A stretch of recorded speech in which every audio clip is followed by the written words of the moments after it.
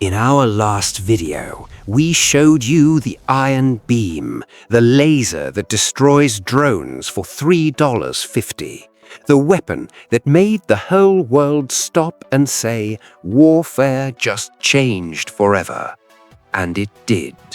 But nobody told you about its weakness. A weakness so simple, so obvious, so frustrating that Iran figured it out immediately. You want to know how to defeat a $500 million laser defense system? Wait for it to rain. On March 17, 2026, Israel's Elbit Systems revealed something that nobody outside a classified conference room was supposed to know yet. They have solved the weather problem. They have miniaturized the laser. They have mounted it on a fighter jet, and they have named it Excalibur, Israel's first airborne laser weapon. Welcome back to Grand Structures. The IronBeam is a revolution. We established that. But it has three specific problems that limit it and that Israel's enemies have already started exploiting. Problem 1. It is fixed to the ground. A ground laser can only shoot what it can directly see. Mountains, buildings, hills, anything between the laser and the drone creates a blind spot. In the rugged terrain of northern Israel near Lebanon and around Gaza, ground masking is a real tactical limitation. Hezbollah engineers its drone attack routes specifically to fly through valleys and behind ridgelines where ground lasers cannot reach. Problem 2. Weather. We opened with this. Water molecules absorb laser energy almost perfectly. In heavy rain or thick fog, the IronBeam loses up to 80% of its effective power. Israel is mostly dry, but Lebanon's terrain is not. Southern Lebanon, from where Hezbollah fires, has significant seasonal cloud cover, and during the 2025 and 2026 conflicts, Iran-backed forces timed several drone attacks to coincide with weather conditions that degraded Israel's laser defenses. Problem 3. Engagement range. A ground laser, no matter how powerful, is limited by the curvature of the Earth and its fixed position. It engages threats close to Israel's border. It cannot reach out 50 or 100 kilometers into enemy territory and destroy a drone before it even launches. The answer to all three problems is the same answer. Put the laser on an aircraft. Fly above the terrain, fly above the clouds, and extend the engagement range to wherever the aircraft can fly, which in Israel's case is everywhere that matters. Here's the thing. Putting a laser on an aircraft is not a new idea. The United States tried it. They spent over $5 billion on the YAL-1, a Boeing 747 modified to carry a massive chemical laser. It kind of worked. In one test, it shot down a ballistic missile, and then it was cancelled because a modified 747 is not a weapon, it's a target. The US also tried the SHIELD program, a podded laser for tactical fighter aircraft. They got partway there, but the program stalled because they couldn't solve three specific engineering problems simultaneously. And those three problems are exactly what Elbit claims to have cracked. Engineering wall number 1, miniaturization. The IronBeam on the ground is the size of a truck. A laser powerful enough to destroy a drone needs a significant power source, optical components, cooling systems, and beam control hardware. Getting all of that into a pod small enough to hang under an F-15's wing without sacrificing the power required to actually destroy a target took years of materials research and optical engineering. Engineering wall number 2, cooling. A 100-kilowatt laser generates enormous heat. On the ground, you can run a cooling system as large as you need, pump coolant through the optics, exhaust the heat into the air around you. On an aircraft doing 600 miles per hour at 30,000 feet, your cooling system has to be small, lightweight, and work against extreme temperature differentials. If your optics overheat mid-engagement, the laser defocuses, your shot misses, or worse, your own aircraft systems are damaged by the thermal load. Engineering wall number 3, stabilization. This is the hardest one. A laser needs to hold its beam on a target smaller than a dinner plate for 3 to 5 seconds to destroy it.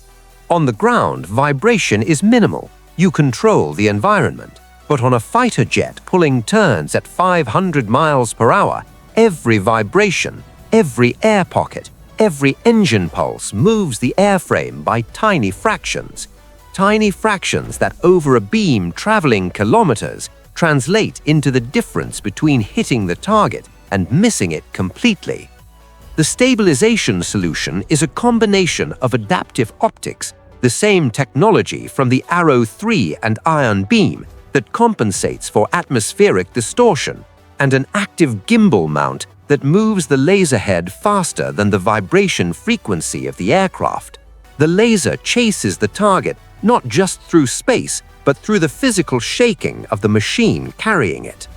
Elbit's CEO confirmed they have solved all 3 walls, and unlike American programs that said the same thing and then ran out of budget, Elbit has a signed contract, an operational ground system already deployed, and a defense ministry that needs this weapon right now.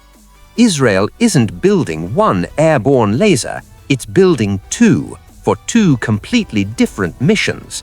Excalibur is the fighter jet version, a laser pod designed to be carried under the wing of a fixed-wing aircraft. The most likely primary host is the F-15I Ra'am, Israel's largest, heaviest, most powerful fighter.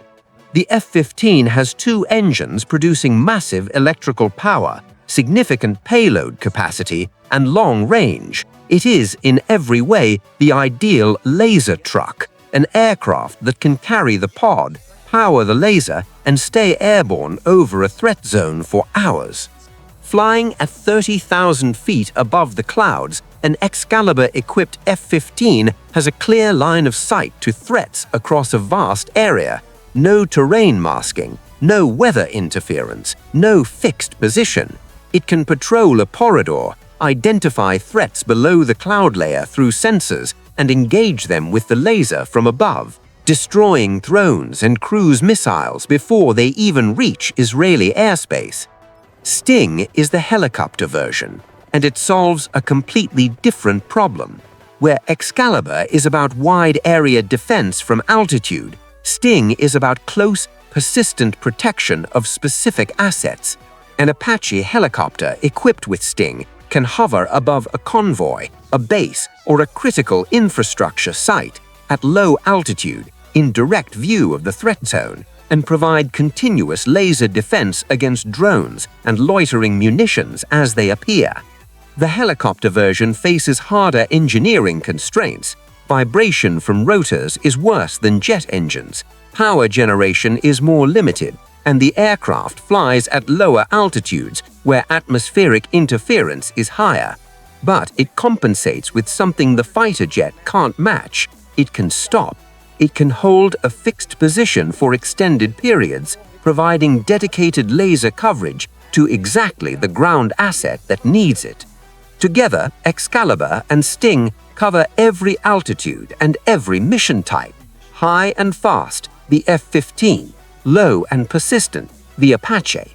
The same laser technology adapted for 2 completely different operational realities. It is Israel doing what Israel always does, solving the same problem twice in 2 different directions simultaneously. Now here is where this story goes somewhere nobody in the media has fully followed up on. When Elbit CEO revealed the Excalibur program, he said something that made every defense analyst in the room sit up straighter. He said, and I'm quoting directly, "I also want to add that high-power laser is not just a defensive weapon. As you can understand, it has more applications." He did not explain what he meant, but let's think through what an offensive airborne laser could do. At 100 kilowatts, a laser can destroy a drone in 3 to 5 seconds, but a 100 kilowatt beam held on an aircraft's fuel line, or on its cockpit canopy, or on its engine intake for 10 to 15 seconds can disable or destroy that aircraft too, without a missile, without a radar lock that the enemy can detect, without any acoustic or electronic signature that a warning receiver can pick up. A laser travels at the speed of light. There is no warning. There is no countermeasure. You cannot flare against a laser. You cannot jam it. You cannot outmaneuver it once it is locked. For the first time in the history of air-to-air combat, an aircraft could carry a weapon that provides no warning to its target before the target is already destroyed. Israel has not confirmed offensive air-to-air laser applications, but Elbit CEO mentioned it unprompted in front of investors with a knowing smile. In the world of classified military programs, that is not an accident. Step back and look at what just happened in a very short period of time. 2020, Israel starts trying to put a laser on an aircraft. The world laughs. The US tried it with a 747 and gave up.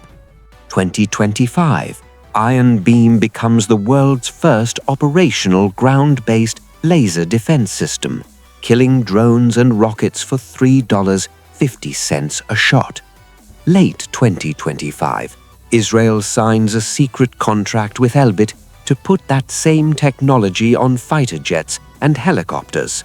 March 2026, Elbit reveals the contract publicly, Excalibur for jets, Sting for helicopters, and hints that the weapon has offensive applications nobody has publicly discussed.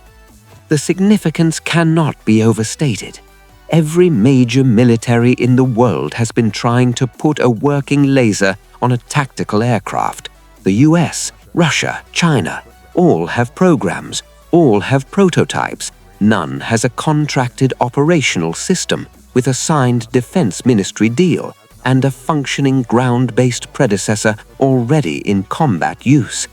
Israel got there first again, not because they have more money. Elbit's annual revenue is $8 billion. Lockheed Martin makes that in a month. Israel got there first because they have an enemy that forces them to. Every system in this series, Iron Dome, IronBeam, Arrow Free, and now Excalibur, was born from a specific attack Israel could not stop, a specific threat that killed people, a specific failure that engineers swore would never happen again. The IronBeam was born because Iron Dome was too expensive per shot. Excalibur was born because IronBeam couldn't see through clouds. The next system will be born from Excalibur's weakness, whatever that turns out to be. This is not an arms race. It is an engineering race, and Israel right now is winning it. So here's what I want to know. If a laser can destroy a drone for cents and might be able to destroy an enemy aircraft with no warning, does this make missiles obsolete? Or does it just start the next chapter of the arms race? Let me know in the comments. And if you haven't watched the IronBeam video yet, the ground laser that started all of this, it's linked right here. Thanks for watching Grand Structures.